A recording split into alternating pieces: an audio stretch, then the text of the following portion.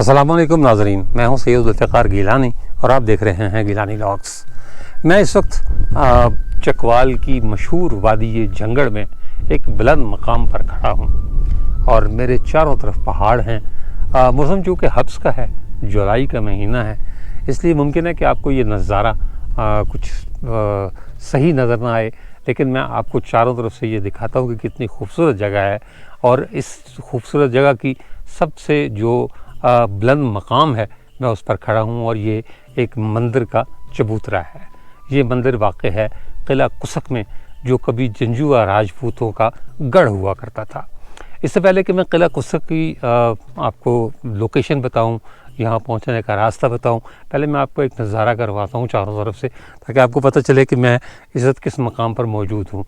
ये सामने जो पहाड़ आपको नज़र आ रहे हैं, अब मैंने कहा ना कि धुंध है, थोड़ा सा मौसम मलगजा सा हुआ है। ये सामने अपना कूपर एक गांव नज़र आता है। यहाँ से मैं नंगी आंख से देख सकता हूँ, लेकिन मुमकिन है कि आपको नज़र ना आए।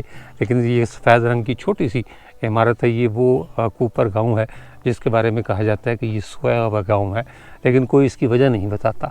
और अगर मैं ये इस तरफ आऊँ, ये जो सामने आपको धुंध ज़्यादा सी जगह नज़र आ रही है, ये दरिया झेलम है। मैं तो नंगी आंख से मुझे नज़र आ रहा है दरिया झेलम, लेकिन अगर इसमें जूम करने का ऑप्शन होता तो मैं आपको ज़रूर दिखाता कि दरिया झेलम यहाँ से कैसा नज़र आता है। और ये नीचे फैली हुई वादी है, अपना पहाड़ यहाँ से मेरा कटाई की कोशिश की गई है। ये पहाड़ों का मंजर, ऊंचे नीचे पहाड़, ऊपर से सब्ज़ हैं और नीचे से भूरे रंग के पहाड़ हैं। इनमें नमक भी है, इनमें कोयला भी है और इनमें दूसरी मादनियात भी हैं। और ये फुलाई के दरख्त हैं जो इसका खासा हैं। किले की बात कर रहा था, किला कुसक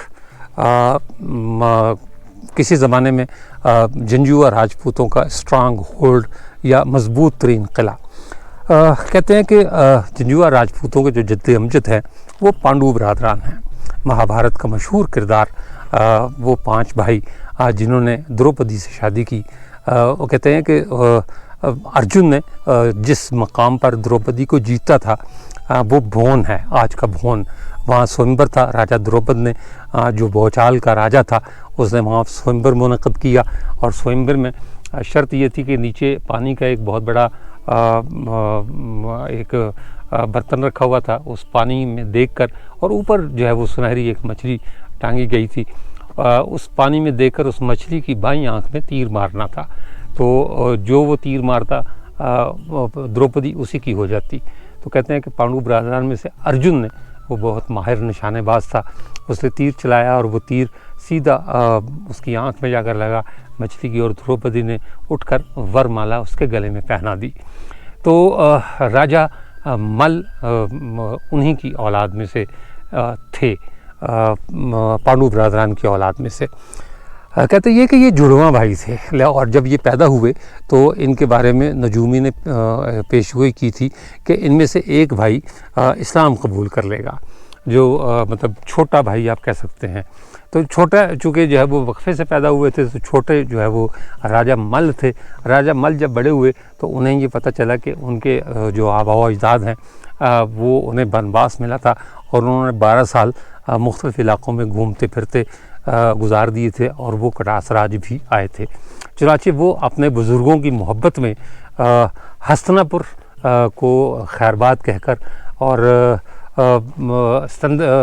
स्तंदर पथ, जिसे आप दिल्ली कह सकते हैं, आज का दिल्ली, ये पुराना जो है वो स्तंदर पथ था, उसे खैरबाद कहकर कोहस्तान नमक के इलाके में आकर आबाद हो गए। और जो सबसे पहली इन्होंने अपनी बस्ती की बुनियाद रखी वो थी राजगढ़। उसका नाम इन्होंने राजगढ़ रखा, जिसे बाद में राजा मल के नाम के हवाले से मलोट कहा जाने लगा, और वो मलोट फोर्ट के नाम से आज भी मशहूर है। अब खैर 2 मंदिर वहाँ बाकी रह गए हैं, बाकी सारा कुछ ख़त्म हो गया है, लेकिन एक ज़माने में वो अपने वक्त का मजबूत तरीन किला हुआ करता था। इन्हीं राजा मल के बेटे थे राजा जोध।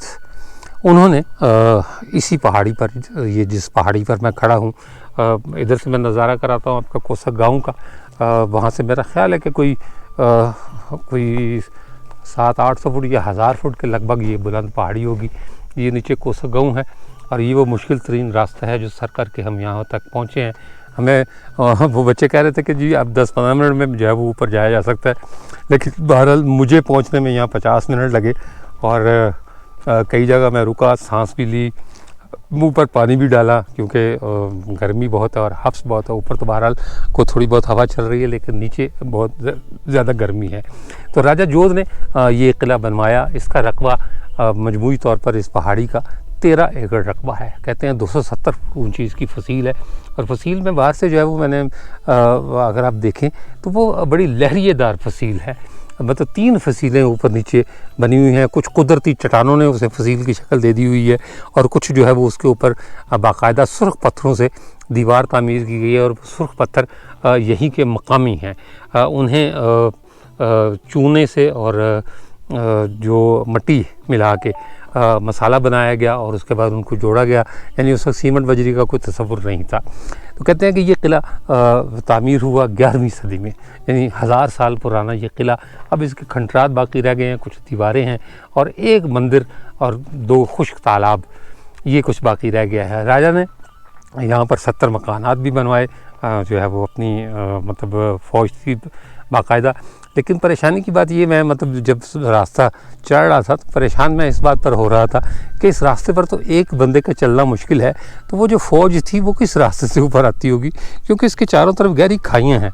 इस तरह भी गहरी खाई है, उधर भी गहरी खाई है और एक ही तरफ का रास्ता है जो गांव से ऊपर की तरफ आता है, इसके अलावा कोई रास्ता नहीं। तो वो जो फ़ौज थी वो किस रास्ते से ऊपर आती होगी और ख़ुद राजा को या मतलब उनके ज़ाहिर सी बात है उमरा भी होंगे, उनका हरम भी होगा, उनकी बेगमात या बेगम भी होगी, तो वो किस तरह इतनी बुलंद चढ़ाई चढ़कर ऊपर आते थे। तो मैं जिक्र कर रहा था कि यहाँ फ़ौजियों के लिए बाकायदा 70 मकानात बनाए गए जिनके अब खंडरात बाकी रह गए हैं। 2 तालाब बनाए गए थे, 2 बड़े तालाब थे जिनमें बारिश का पानी जमा किया जाता था और वही बारिश का पानी फिर पीने के लिए इस्तेमाल होता था। तालाब खुश्क हो गए हुए हैं, गहरे तालाब हैं। ये भी कहा जाता है कि राजा की फ़ौज में हिंदू जो है वो ज़्यादा थे और उनकी रियाया भी जो है वो हिंदुओं पर मतलब हिंदू उनमें ज़्यादा से ज़्यादा। उन्होंने 2 मंदिर यहाँ बनवाए थे। एक मंदिर जो है वो तो ख़त्म हो चुका है, एक मंदिर बाकी है, वो मंदिर मैं आपको दिखाता हूँ। इस किले पर 2 बार मुश्किल वक्त आया, बल्कि 3 बार मुश्किल वक्त आया। राजा मल तो 980 ईस्वी के लगभग यहाँ आए और उसके बाद ज़ाहिर चूँकि एक सदी में आमतौर पर 3 नस्लें होती हैं, इसलिए राजा जोध के बारे में ये कहा जाता है कि 10वीं या 11वीं सदी में उन्होंने ये किला तामीर करवाया। पहला बुरा वक्त उस वक्त आया जब 1290 में, यानी ये किला तामीर होने के कुछ 100-150 साल के बाद खिलजी ख़ानदान के बानी अलाउद्दीन फ़िरोज़ खिलजी ने इस किले पर हमला किया। उसने जंजुआ राजपूतों को कत्ल किया, कहते हैं बहुत ज़्यादा कत्ल गारत की उसने, और ये किला भी उसने कहा जाता है कि फ़तह कर लिया। जंजुआ राजपूतों को ये इलाका छोड़ना पड़ा, लेकिन कुछ अरसे के बाद फिर वो दोबारा आकर यहाँ आबाद हो गए और उन्होंने फिर से ताकत हासिल कर ली और ये किला आबाद हो गया। दूसरा बुरा वक्त उस वक्त आया जब 1398 ईस्वी में अमीर तैमूर ने हिंदुस्तान फ़तह करने का कसद किया। कहते हैं कि वो मंजिलों पर मंजिलें मारता हुआ आगे बढ़ता चला आ रहा था और जो कुछ भी रास्ते में आ रहा था वो उसे या तहक़ीक़ कर रहा था या बर्बाद कर रहा था। और इसी तरह वो इस जंगड़ वादी जंगड़ यहाँ पहुँचा। तो तब जंजुआ राजपूत ने, ये बुनियादी तौर पर लड़ाका और जंगजू कबाइल हैं, यानी अगर आप कहते हैं ना सिफारत, तो सिफारत इनके पास से दूर से भी होकर नहीं गुजरी। लेकिन जब अमीर तैमूर आया तो इन्होंने जो है वो नहायत ही बेहतरीन सिफारतकारी का मुज़ाहरा किया और अमीर तैमूर से ये कहा कि आप जो है वो इस किले को कुछ ना कहें, मतलब इस किले को आप बर्बाद ना करें, हम दिल्ली फ़तह करने में आपको लॉजिस्टिक्स फ्राहम करेंगे, यानी जो रसद है, कुमक है, वो हम आपको देंगे।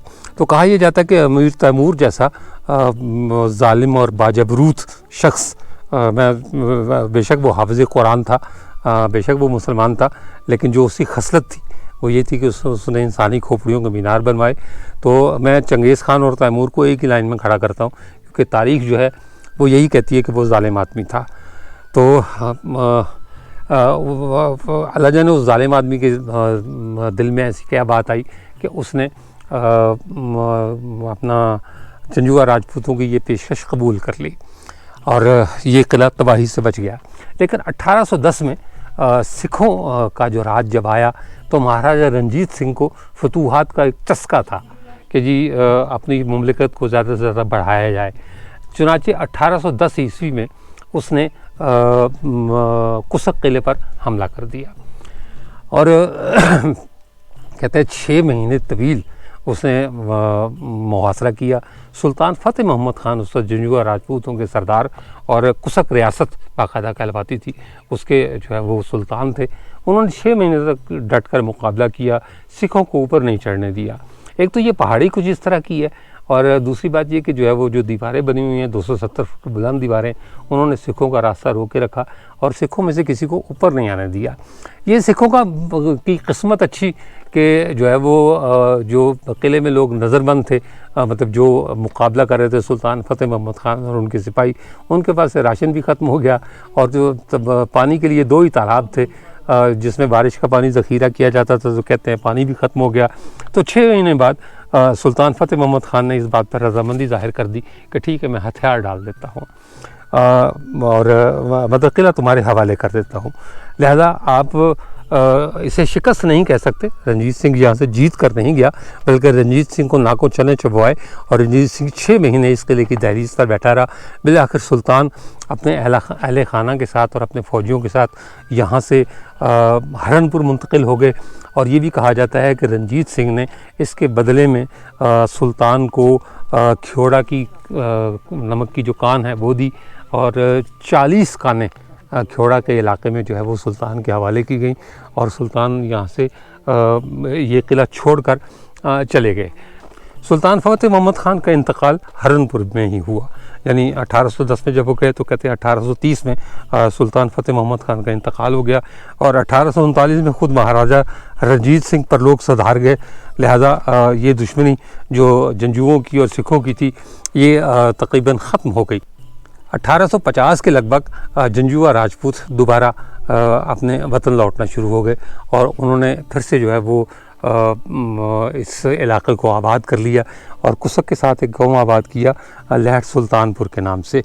तो ये किला कुसक की कहानी जो आज भी पहाड़ी पर सर उठाए कम से कम सिखों को ख्वार करने की गवाही दे रहा है, या सिखों को मैं तो इसे शिकस्ती कहूँगा, क्योंकि महाराजा रंजीत सिंह के बारे में जो सिख तारीख़ है वो ये दावा करती है कि उसे कभी किसी मुकाबले में शिकस्त नहीं हुई। लेकिन जब हम तारीख़ को खंगालते हैं तो पता ही चलता है कि अक्सर मकामात पर रंजीत सिंह कई तवील अरसा मुहासरा करके बैठा रहा, लेकिन उसे कामयाबी उस सूरत में मिली जब किले वालों के पास सब कुछ ख़त्म हो गया। मनकेरा में भी यही हुआ कि मनकेरा में भी उसने जो है वो कई महीने तवील मुहासरा किया, 6 महीने गालिबन वहाँ भी उसने लगाए और 6 महीने यहाँ भी लगाए, लेकिन वो जंग जीत नहीं सका। जब राशन ख़त्म हो गया किले वालों के पास और जब जो है वो मजबूर हो गए तो उन्होंने अपनी मर्ज़ी से किला छोड़ा। रंजीत सिंह उनसे किला नहीं छुड़वा सका। ये तारीख़ का हिस्सा है।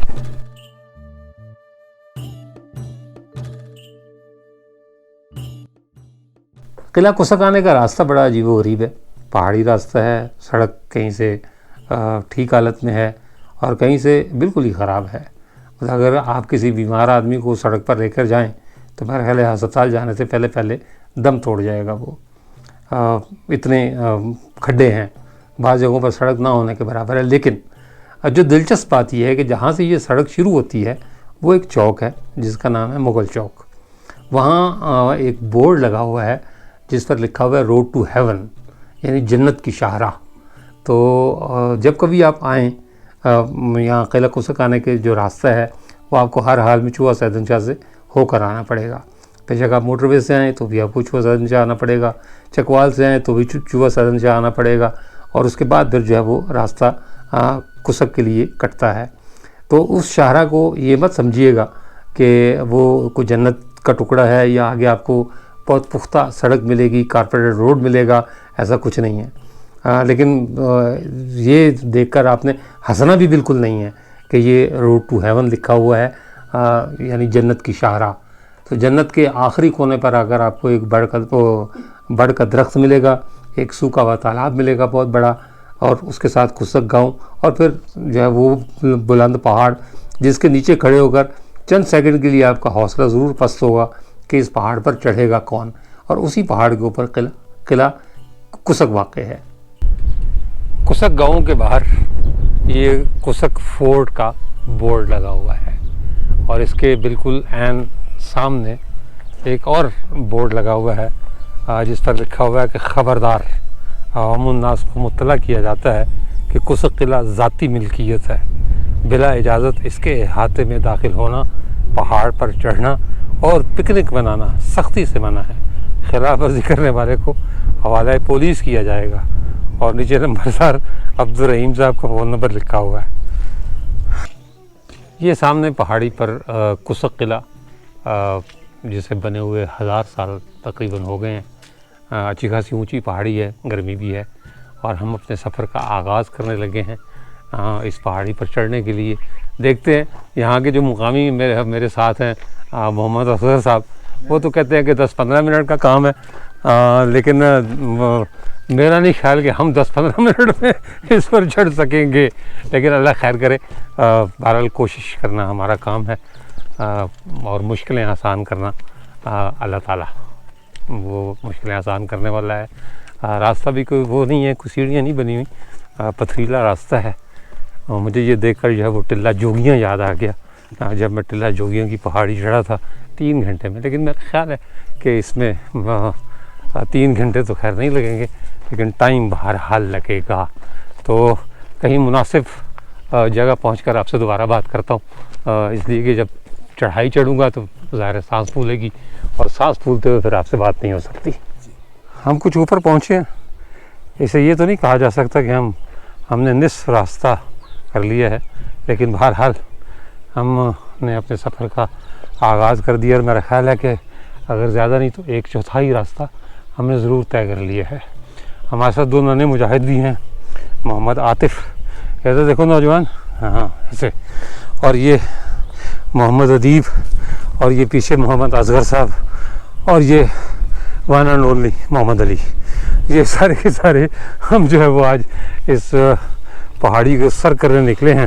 सांस बुरी तरह फूली हुई है, पानी शानी पी के कुछ 2-4 मिनट रुकेंगे। यहाँ गर्मी भी ज़्यादा है, अच्छी खासी गर्मी है, दोपहर का 1 बज रहा है, तो सांस लेके फिर ऊपर चलते हैं। राजा मोहम्मद सुधीर जंजुआ साहब, इनका अपना ताल्लुक जो है वैसे तो मखियाला से है, आजकल रावलपिंडी में मुकीम हैं, माशाल्लाह रिसर्चर हैं, और बड़ी अच्छी रिसर्च करते हैं। लोगों को ये भी बताते हैं कि उस ज़माने में नामों में टे, डाल और रे के लफ्ज़ ज़्यादा इस्तेमाल होते थे। तो फुट नोट्स भी लिखते हैं, ग्रिफन को भी पढ़ते हैं, और जो तज़किरा वसाए पंजाब है अच्छा खासा इस्तेफ़ादा किया हुआ, और ख़ुद भी आजकल एक किताब मुरतब कर रहे हैं जंजुआ तारीख़ पर। कुसक किले के बारे में ज़रा मुझे बताइए। ये तो मुझे पता है कि उसका 13 एकड़ रकबा है, यानी 10 किलोमीटर के लगभग। उसकी लंबाई चौड़ाई क्या है, मतलब ऊंचाई कितनी? मैंने तो 700-800 फुट बताई थी। मशरिक से जहाँ से आप चढ़ के गए हैं वो तो 500 फुट है। तो मुझे तो 5000 फुट लगी है। ट्रैवल करते तो ज़्यादा हो जाता है ना। वर्टिकल हाइट जो है ना वो 500 फुट, और बैक साइड मगरब से वो 1600 फुट है, और लेफ्ट राइट से वो 700 फुट है। अच्छा। और रकबा अगर हम बात करें तो तूल उसका 500 गज है, और बेजवी किनारों से उसकी चौड़ाई जो है वो तकरीबन 200 गज है। सही। और दरमियान से उसकी जो चौड़ाई है वो 350 गज है। अच्छा। तो मुझे तो ऐसा लग रहा है फुटा लेके बगैर आप नाप के आए हो। ये मेरा काम नहीं है, ये किसने किया है? ये हमारे एक बहुत अच्छे रिसर्च स्कॉलर थे वटली के, राजा असलम साहब। अच्छा। ये उनका काम है, और मैंने उनका काम जब लिखना है तो उसको कोर्ट भी ज़ाहिर किया है। सही। तो यहाँ पे भी उनको नहीं, बहुत अच्छा किया, बहुत अच्छा किया। ये क्रेडिट जाना चाहिए, क्रेडिट के बगैर तो बात ही नहीं है ना, ये क्रेडिट जाना चाहिए। तो ये अब उन्होंने फुटे से नापा या कैसे, ये अब ज़ाहिर है वो अल्लाह उनकी दर्जात बुलंद फरमाए। आमीन आमीन। तो आमीन, हमारे लिए इंतहाई काबिल एहतराम है, और ये कुसक का इंतसाब मैंने उन्हीं के नाम पर लिखा है। अच्छा, मतलब कुसक का जिक्र आप अपनी किताब में अलग से करेंगे? ज़ाहिर कुसक के ऊपर अलग से चैप्टर है ना। अच्छा, उस चैप्टर का इंतसाब जो है वो राजा असलम साहब ऑफ वटली जो है ना, उनके नाम पर। मैं वो किताब पहले से बुक करवा लूँ? वाई नॉट, करा लें। अच्छा, मुझे ये बताइए, मैं थोड़ी सी जो है वो मुझसे गलती कह लें या कम इल्मी कह लें, मैंने उसमें बलबन का जिक्र नहीं किया कि बलबन ने भी कुसक पर हमला किया था। खिलजी का जिक्र तो मैंने किया, रंजीत सिंह का भी किया, अमीर तैमूर का भी किया। बलबन वाला क्या किस्सा था? मेरे ख्याल में हम थोड़ा सा पीछे से शुरू करते हैं। हाँ, क्यों नहीं। सबसे पहली बात कि जिस पे आज तक कभी काम नहीं हुआ वो है कि कुसक की वजह तस्मिया क्या है। यस, ये इवन राजा असलम साहब ने भी नहीं लिखा। चलिए, ये तो बहुत अच्छी बात है। हाँ, अच्छा। तो जिंजुआ जो शजरा है, इसको अगर 3000 साल पीछे ले जाएं तो इसी शजरे में से एक राजा गुजरा है जो हमारे डायरेक्ट अबौइदाद में नहीं आता। अच्छा। लेकिन एक शाख में से है। सही। उसका नाम था राजा कुसक। अच्छा। उसकी औलाद कुसक वंश कहलाती थी। सही। और उसके ऊपर बाकायदा लिखा है कि वो इन इलाकों में आबाद हुई, उन्होंने ये कला, ये तकरीबन 3000 साल पहले की बात है। अच्छा अच्छा अच्छा अच्छा। तो उसके बाद यानी राजा कुसक के नाम पर इसका नाम उन्होंने बनाया इसको। उसके बाद जब कहते हैं कि पांडु अज्ञातवास पे आए, तो अज्ञातवास जिसमें उन्होंने अपनी आइडेंटिटी को छुपाना था, तो वो उन्होंने यहाँ पे भी कुछ टाइम क्याम किया कुसक में, चोटी पर। अच्छा। और कला मौजूद था, क्योंकि कले की तारीख तो उससे पहले की है। अच्छा अच्छा अच्छा अच्छा। इस कले का जिक्र तकरीबन 300 कबल मसीह में जो चंद्रगुप्त मौर्य के दरबार में यूनानी सफ़ीर था मैगेंथसिस, उसने उसकी जो बुक है इंडिका, उसमें उसने इस कले का जिक्र किया है। अच्छा। इसी तरह से चंद्रगुप्त मौर्य का ही एक वजीर था चाणक्य, बड़ा मशहूर अर्थशास्त्र में, उसने कला कुसक का जिक्र किया है। चाणक्य कोटलिया जी, उसने ये जिक्र किया है इसका, कला कुसक का। अच्छा। उसके अलावा वहाँ पे बेशुमार खानदान आते गए जाते गए, वो एक लंबी तारीख है जिसको राजा असलम साहब ने भी लिखा है। लेकिन हमारा जो ताल्लुक कला कुसक से शुरू होता है राजोध से। राजोध ने इसको रीबिल्ड कराया। अच्छा। मेरा अपना ताल्लुक औलाद राजोध खान से है माशाल्लाह। तो उन्होंने इसको रीबिल्ड कराया। फिर ये जिंजुआ ख़ानदान में चलता रहा सिलसिला। 1800 यानी आप यूँ कहें 15 सेंचुरी के मिड में, जब 16 सेंचुरी के मिड में राजा आलम खान के बेटे राजा ताजा खान ने पगना कुसक की जब बुनियाद रखी, तो उस वक्त फिर उन्होंने इस कले को भी दोबारा से तामीर नो की इसकी। फिर उस वक्त से लेकर 1810 तक ये कला जिंजुआ ख़ानदान के पास रहा, वालियाने कुसक के पास। 1810 में, उससे पहले ये हुआ कि 1773 में तैमूर शाह और फिर 1797 और 98 में ज़मान शाह, इन्होंने जब सिखों के ख़िलाफ़ जंगें लड़ी तो उसमें जिंजुआ ख़ानदान ने तैमूर शाह और ज़मान शाह का साथ दिया, पार्टिसिपेट किया। सही। जब रंजीत सिंह ने अपनी हुकूमत मुस्तहकम कर ली तो इस चीज़ का बदला लेने के लिए उसने अपने मारूफ हरी सिंह नलवा नहीं, अतर शाह। अच्छा। हाँ, सही। तो अतर सिंह जो है, अतर सिंह को उसने भेजा। सॉरी, मेरे मुंह से शाह निकल गया। अतर सिंह ने भेजा, वो बीच में आपने हरी सिंह अच्छा, अतर सिंह को उसने भेजा। तो अतर सिंह ने, जाहिर है, फिर जब ये हमला हुआ, पानी की शॉर्टेज का इशू था, राजा फतेह खान को कला छोड़ना पड़ा 1810 में। और वो फिर वहाँ से तकरीबन कुछ सालों के लिए, यानी कहते हैं कि 1850 में वापस आए हैं।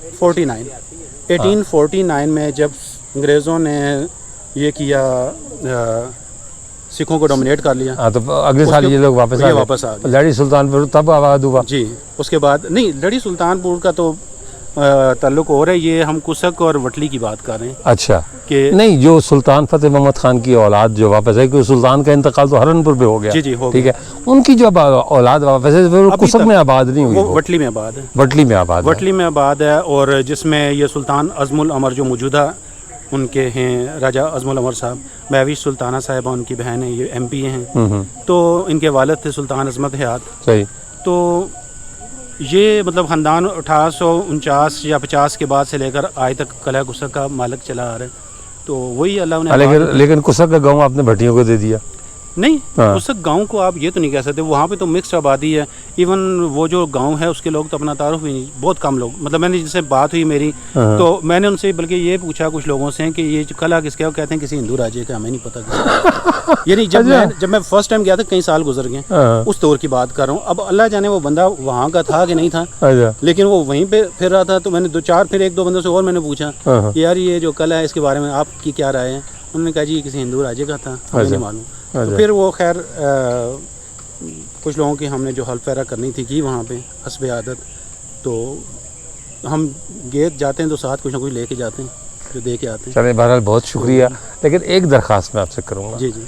कुछ ऐसा कर दें, बेशक महफिज सुल्तान से कहें या आज़म साहब से कहें कि उस किले को लोगों के लिए खोल दें। इस किले की तामीर नौ के लिए पूरा एक प्रोग्राम बनाकर मैंने एक आर्टिकल लिखा था किले की तामीर नौ के हवाले से कि जी इसकी रेलिंग लगाएं, इसमें क्या क्या होना चाहिए, वो सारे स्टेप, बल्कि मैं आप शेयर करूंगा, आप पढ़ के हैरान होंगे।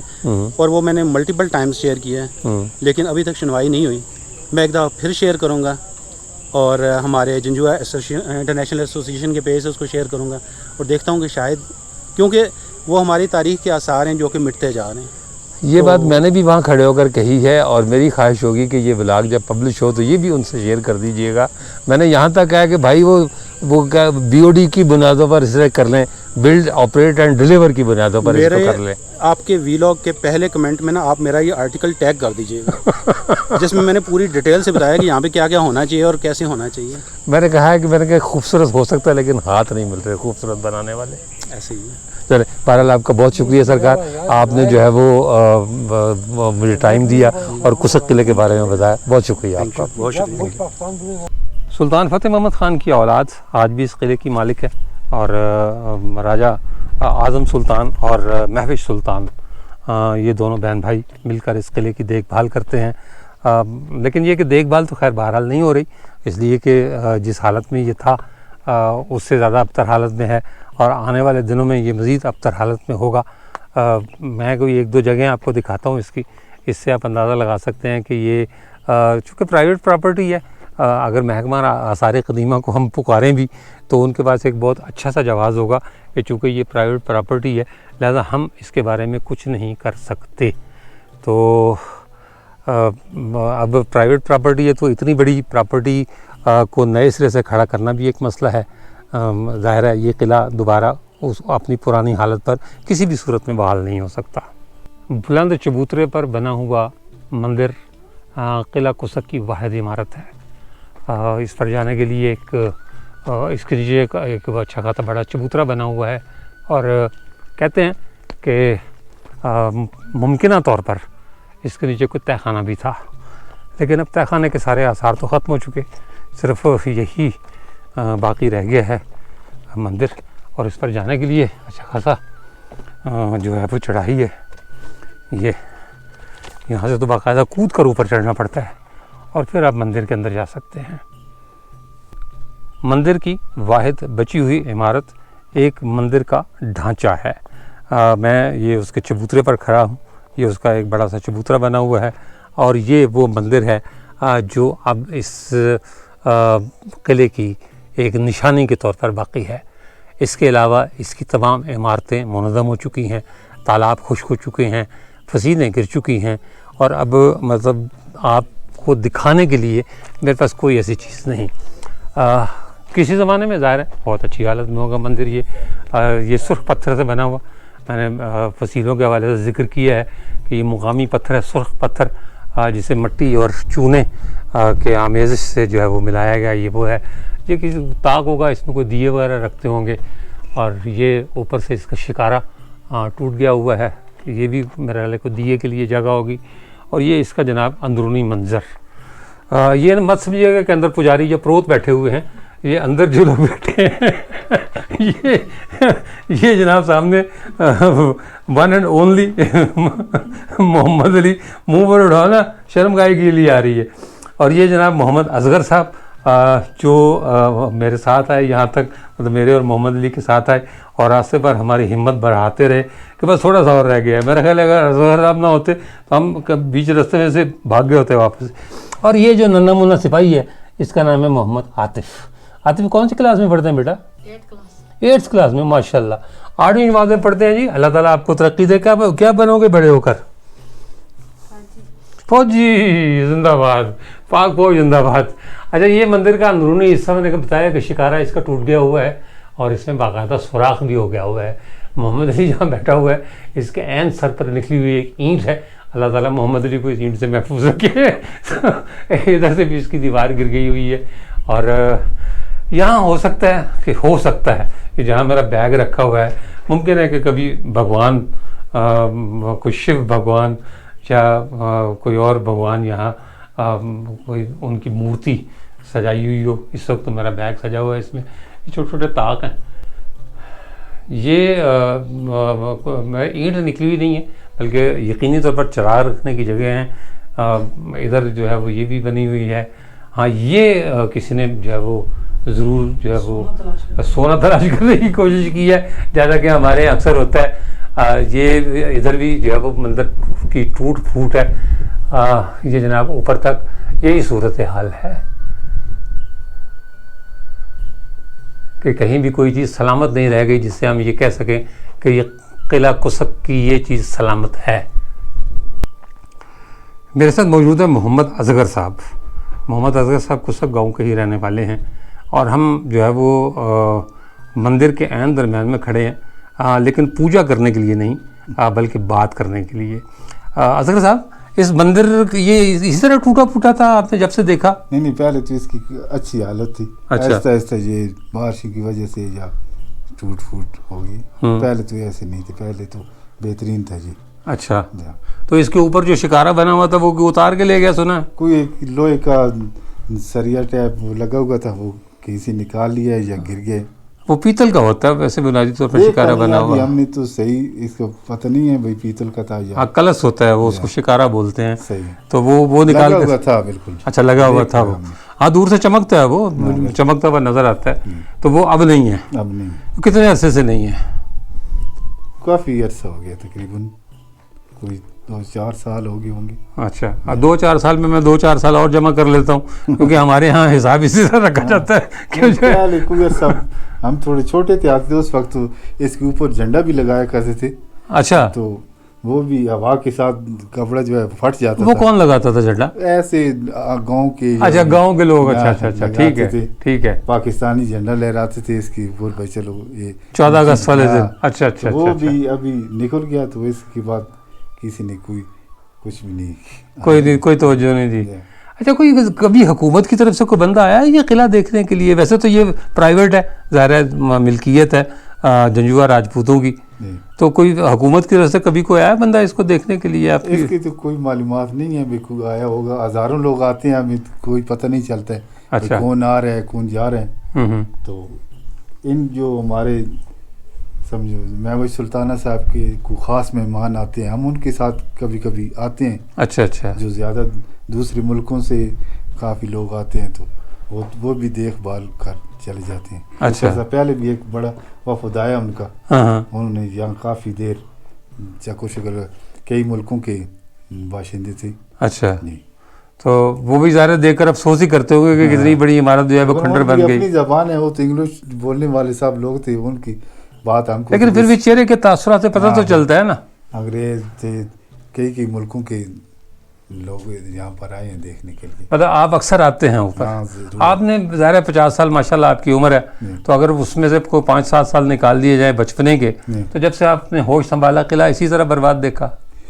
कुछ दीवारें सही थी, अभी दीवारें गिर गई हैं, इसके अलावा और तो कोई ख़ास चीज़ पहले नहीं थी। अच्छा, इसी तरह ही हमने भी देखी, इसी तरह देखा पहले। जाहिर सी बात है, इतना अर्सा हो गया इसको वीरान हुए हुए। सिखों ने कहते हैं बड़ा जुल्म किया इस इलाके पर, चकवाल के इलाके को सिखों ने बहुत बर्बाद किया। सिखों ने जो है वो जितने किले थे ख़ास तौर पर जंजुआ राजपूतों के, इसको बर्बाद किया, मलोड़ बर्बाद किया, मख्याला बर्बाद किया।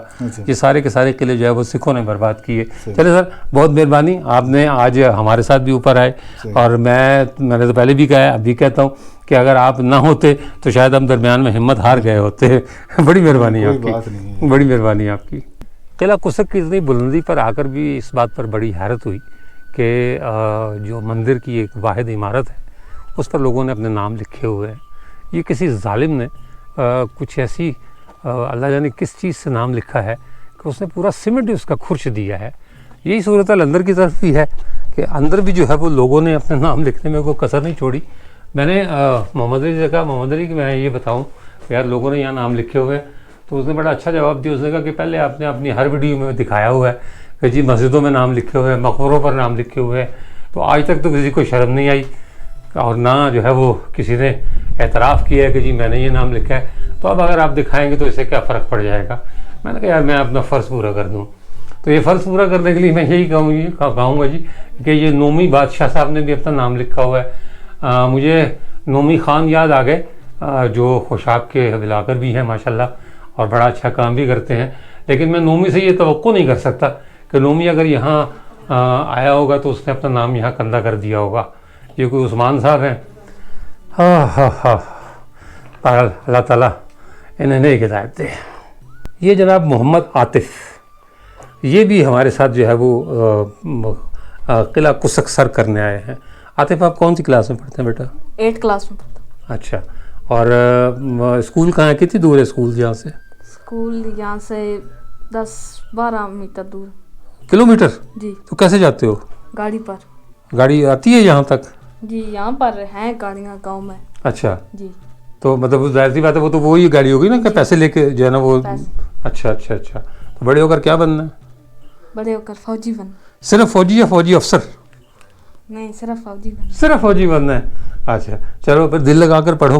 तो मैट्रिक के बाद मैं रह ले वो कहते हैं कि फौज में आ जाओ तो थोड़ा सा कदशत बनाओ, अपना जान बनाओ अपनी। जी। हाँ, तो क्या करते हो जान बनाने के लिए? एक्सरसाइज करते हो? जी। अच्छा चलो ठीक है, बड़ी अच्छी बात है। खुश रहो बेटा, बहुत शुक्रिया आपका, आप हमारे साथ आए। ये जो नीचे आपको भूरे रंग के पहाड़, छोटे छोटे चोटियाँ नज़र आ रही हैं, ये सुरंगें हैं और इनके दहाने हैं बाकायदा इन सुरंगों के, और इनमें से नमक निकाला जाता था। अब तो खैर बंद हो चुकी वो कानें, लेकिन इन सारे पहाड़ों के नीचे नमक है। ये जो जितने भी पहाड़ आपको नज़र आ रहे हैं, ऊपर से हरे और नीचे से ये जो भूरे, ये सारे मादनियात से भरपूर होते हैं। मतलब इनमें नमक है। ये सारा कोस्तान नमक का इलाका है। और जिस पहाड़ी पर मैं खड़ा हूँ, यानी कुसक फोर्ट जिस पहाड़ी पर वाक़ है, इस पहाड़ी से भी नमक निकाला जाता रहा है। दूसरी तरफ जो है वो एक पुराना डाक बंगला है जो 1840 का बना हुआ है, वो भी पहाड़ियों के दामन में है। उस ज़माने में तो ज़ाहिर है वो अंग्रेज़ इस्तेमाल करते थे, क्योंकि अंग्रेज़ों के लिए डाक का निज़ाम रीढ़ की हड्डी की हैसियत रखता था। तो उन्होंने हर 18-20 किलोमीटर के फासले पर या मील के फासले पर इसी तरह का एक डाक बंगला बनाया हुआ था, जहाँ बाकायदा एक बावर्ची खाना, सोने का कमरा, घोड़े के चारे डालने की जगह, उसे रखने की जगह, वो सारा रखा हुआ होता था, इंतज़ाम होता था, ताकि जो डाक लेकर आता था फ़ौजी, वो वहाँ आकर घोड़ा तब्दील करता था, आराम करता था जितने घंटे जो है वो उनकी ड्यूटी होती थी, और फिर वो ताज़ादम होकर आगे रवाना हो जाता था।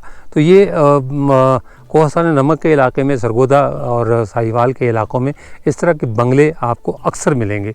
तो इसी तरह का एक बंगला ये कुसक गांव के बिल्कुल साथ बना हुआ है, डाक बंगला। तो वो कहते हैं कि वो डाक बंगले में इन कानों का बाकायदा दफ्तर हुआ करता था, लेकिन अब ये सिलसिला ख़त्म हो गया है, लोग चले गए हैं, और या शायद नमक ख़त्म हो गया है, या हो सकता है उनकी लीज़ ख़त्म हो गई हो, क्योंकि नमक की लीज़ PMDC देता है, पाकिस्तान मिनरल डेवलपमेंट कॉरपोरेशन, वो इसको लीज़ पर देती है। तो मुमकिन तौर पर इनकी लीज़ ख़त्म हो गई हो और इन्होंने वो कानें बंद कर दी हों, या हो सकता है कि नमक ख़त्म हो गया हो। वैसे तो कहते हैं कि किले में पानी की ज़रूरियात पूरी करने के लिए एक कुआं भी खोदा गया था, लेकिन शायद वो नीचे गांव में है। बहरहाल किले के अंदर 2 तालाब बनाए गए थे जिनमें बारिश का पानी ज़ख़ीरा किया जाता था। ये उनमें से एक तालाब है, खुश्क हो गया हुआ है, अंदर झाड़ियाँ हैं और सिर्फ निशानी रह गई है कि ये कभी तालाब था। कदरे नीचे की तरफ यानी बुलंदी से नशेब की तरफ ये दूसरा तालाब है। ये पहले तालाब की निस्बत खासा बड़ा है और इसमें पानी ज़ख़ीरा करने की गुंजाइश भी अच्छी खासी होगी। मेरा ख़्याल है कि लगभग 15 फुट के करीब ये गहरा ज़रूर होगा। ये किले की फसील का बचा कुछ हिस्सा किसी हद तक सलामत है। ये मजमूई तौर पर 270 फुट बुलंद थी फसील। इसमें कुछ कुदरती दीवारें भी इसमें शामिल थी और बाकी हिस्सा हाथ से तामीर किया गया था। इसमें बाकायदा तीरंदाज़ों के लिए जगहें भी बनी हुई हैं।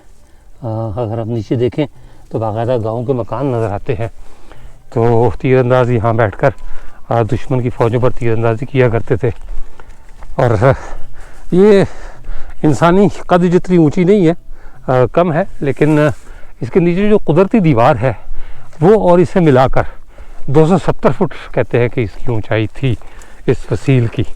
और ये बुर्ज है, ये यकीनी तौर पर दो तरफ बने हुए थे, क्योंकि दो ही इसके दरवाजे थे, एक शुमाल की जानिब था और एक जनूब की जानिब था। ये बाहर से भी बुर्ज का नज़ारा है। मेरा ख्याल है कि ये एक दरवाज़ा होगा यकीनी तौर पर।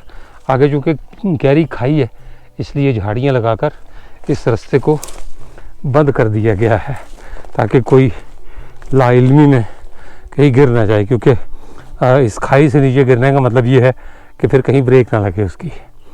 ये नीचे गाँव का नज़ारा और ये वही बुर्ज जिसका मैंने आपसे तज़किरा किया। तो फसील का सिर्फ यही बाकी हिस्सा रह गया है जो इंसानी हाथ का बना हुआ है। बाकी इसकी फसील कुदरती फसील थी, पत्थरों की बनी हुई। ये पुराने दौर के कमरे और आज के खंडर, जो 70 कमरे बनाए गए थे, यकीनी तौर पर ये उन्हीं कमरों की बाकियात हैं। बाकी सारा कुछ मुनज़्ज़म हो चुका। ये भी लाल पत्थर से बने हुए हैं, मुकामी पत्थर से, और इसे भी उसी मसाले से जोड़ा गया है जिस मसाले से दीवारें जोड़ी गई हैं। ये दीवार का करीब से एक मंजर पत्थर और दरम्यान में मसाला नज़र आ रहा होगा। ये कमरे की कुछ दीवारें बाकी बची हुई हैं और इधर भी कमरे की दीवारें हैं। ये यकीनी तौर पर कुछ खिड़कियाँ या सामान रखने की जगह आप कह सकते हैं, ये वो होंगी।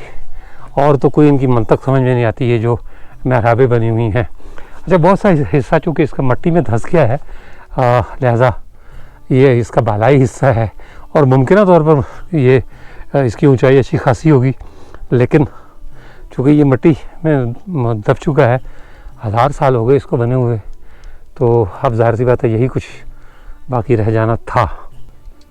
किले की फसील जिसका निचला हिस्सा कुदरती पत्थरों पर मुश्तमिल है और ऊपर जो सुर्ख पत्थर लगे हुए हैं, ये इंसानी हाथों की बनी हुई फसील है। हमारा ज़ाती ख्याल ये था कि उतरते वक्त हमें चढ़ने से ज़्यादा आसानी होगी, लेकिन वापसी पर मालूम ये हुआ कि उतरना ऊपर चढ़ने से ज़्यादा मुश्किल है, क्योंकि जब आप ऊपर जा रहे होते हैं तो अपने बदन का पूरा ज़ोर ऊपर की तरफ लगाते हैं, लेकिन जब आप ढलवान पर उतरते हैं तो फिर वो सारे का सारा वज़न आपके पैरों पर या आपकी टांगों पर होता है और आपने उसे सहारना होता है। जाते हुए तो खैर बहरहाल प्यास भी लगी, पानी भी पिया। 2 दफ़ा मुझे ऐसा महसूस हुआ कि मेरी तबीयत भी कुछ थोड़ी सी ख़राब होने जा रही है, तो मैंने पानी लेकर अपने गालों पर पानी भी जो है वो धोए बाकायदा, क्योंकि मेरे गालों में आग निकलने लगी थी। हम शहरों के लोग इतनी अमूदी चढ़ाइयों के आदी नहीं, और हफ्स भी बहुत ज़्यादा है, इस इलाके में भी ज़्यादा है। तो लेकिन उतरते हुए हालत खुश्क हुआ और जाते हुए भी पानी पिया और आते हुए उससे ज़्यादा पानी पीने की ज़रूरत पड़ी। और अब मैं ये व्लॉग ख़त्म करके सबसे पहला काम यही करूँगा कि 2-3 गिलास पानी के चढ़ाऊँगा, ठंडे यख, कहीं से अगर बर्फ़ वाला पानी मिल जाए तो। मैं जंजुआ राजपूतों की विरासत अकरंड फोर्ट तक तो नहीं पहुंच सका था, क्योंकि मुझे रास्ते का पता नहीं था और जो लोग मेरे साथ थे वो ख़ुद भी उस इलाके से वाकिफ़ नहीं थे। लेकिन जंजुआ राजपूतों की दूसरी विरासत वो मैंने ज़रूर आज देख ली। ये किला कुसक नीचे मैं पहुंच गया हूँ वापस तकरीबन 2.5 घंटे के बाद, लेकिन यकीन नहीं आ रहा कि मैं इस अमूदी चढ़ाई पर गया हूँ और वहाँ से मैं वापस आया हूँ, क्योंकि यहाँ से जब नीचे से देखता हूँ तो यकीन नहीं आ रहा। लेकिन मेरे चेहरे का पसीना, मेरे लहजे की थकावट इस बात की गमाज़ है कि मैं इस अमूदी पहाड़ी पर न सिर्फ चढ़ा बल्कि मैंने वहाँ तफसील भी बताई इस किले के हवाले से। अच्छा, एक लुत्फ़ की बात यह है कि मैं आमतौर पर मुख्तलिफ़ व्लॉग्स में, जैसे अवानों का व्लॉग किया, गखड़ों के कुछ व्लॉग्स किए, मैं उन्हें एक बात ये कहता होता हूँ कि आप लोगों ने इतना अरसा हुकूमत की लेकिन अपने विरसे को संभाल कर नहीं रखा। मुग़ल 300-350 साल हुकूमत कर गए और उन्होंने इतनी निशानियाँ छोड़ी हैं कि आप देखते देखते थक जाएं। आज ये पता चला कि इस सफ़ में सिर्फ गखड़ या आवान अकेले नहीं हैं, बल्कि जंजुआ राजपूत भी इस सब में शामिल हैं, जो दोनों कबाइल की तरह जंगजू, जर्री और बहादुर तो थे और हैं, लेकिन अपनी विरासत को उन्होंने भी संभाल कर नहीं रखा। मेरे पीछे जो किला है, इसके लिए मैं किसी को इल्ज़ाम नहीं दे सकता। उसकी वजह यह है कि ये पब्लिक प्रॉपर्टी नहीं है, ये प्राइवेट प्रॉपर्टी है, यानी ज़ाती जागीर है। और जिन लोगों की है, मैं सिर्फ उन्हीं से दरख्वास्त कर सकता हूँ कि इसकी बेहतरी की कोई सूरत निकालें ताकि लोग यहाँ आ सकें। बेशक आप उसमें से जो सयाहत की आमदनी, जैसे दरापड़ फोर्ट की आमदनी आज भी नवाबी ने बहावलपुर के पास जाती है, तो आप इसकी हालत कुछ बेहतर बना दें अगर बन सके तो, और उस पर जो भी टिकट रखें वो आप रख लें ताकि इसके अखराजात पूरे हो सके। हुकूमत भी मुतअद्दिद मंसूबे बिल्ट, ऑपरेट एंड डिलीवर की बुनियादों पर बनाती है कि आप बनाएं, चलाएं और उसके बाद फिर एक मखसूस मुद्दत के बाद हुकूमत के हवाले कर दें। तो जंजुआ राजपूत बरादरी के उन अफराद से जो इसके मालकान हैं, उनसे गुजारिश है कि वो हुकूमत से कोई ऐसा मुआहदा करें, कोई ऐसी बातचीत करें जिससे ये किला भी किसी हद तक, मुकम्मल तौर पर तो ये बहाल नहीं हो सकता, किसी हद तक इस काबिल हो जाए कि लोग यहाँ आएँ, इसे देखें। हमारे इलाके में पोठोहार में और आगे गिलगित बल्तिस्तान में, हुंज़ा में डोलियों का रिवाज बहुत है, यानी तार पर बाकायदा लिफ्ट चलाई जाती है। तो यहाँ भी ऐसा बंदोबस्त किया जा सकता है कि मेरे जैसे बूढ़े आदमियों को ऊपर पहुँचाया जाए या उन सयाहों को ऊपर पहुँचाया जाए जो ख़ुद से इस अमूदी चढ़ाई को नहीं चढ़ सकते। अगर ऐसा हो जाए तो मेरा ख़्याल है कि ये जंगड़ वादी, जो कि खूबसूरत भी है, ऐसा नहीं कि ये वादी खूबसूरत नहीं है, खूबसूरत है, लेकिन बस मामला सिर्फ उतना ही है कि इस खूबसूरती को संभालने वाले हाथ नहीं हैं। इसी के साथ इजाज़त दीजिए, इंशाअल्लाह ताला अगले व्लॉग में दोबारा मुलाकात होगी। तब तक के लिए अल्लाह हाफ़िज़।